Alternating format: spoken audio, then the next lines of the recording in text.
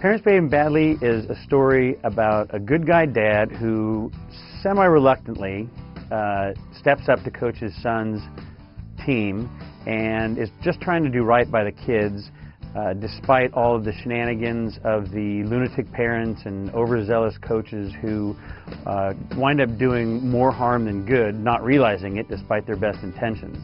And at its heart, it's really about family and community and how we connect with kids and other families and things like that these days. It's a good, quick, fun read that skewers how insane youth sports have become and kind of shines a light on how we as parents and as communities have kind of taken it a little bit over the top for the kids.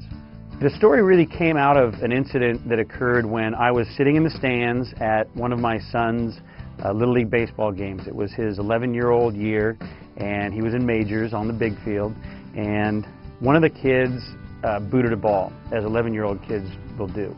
And I, under my breath, said, "You gotta be kidding me." And a friend of mine's kindergartner daughter heard me, and I was really just mortified because I realized I was acting like that guy that I really knew and promised, swore I'd never become.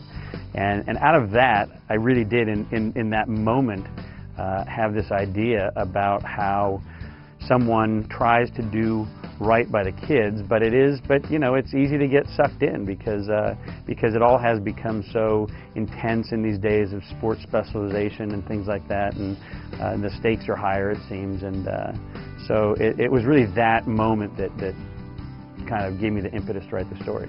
For as much time as we all spend involved in our kids' activities, there really isn't a novel that looks at how over the top it's become and kind of shines a light and gives the people who take it a little too seriously the send-up that it so richly deserves.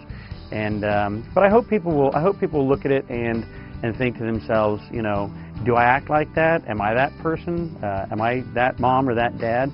And if you think twice, then you might want to dial it back a little bit.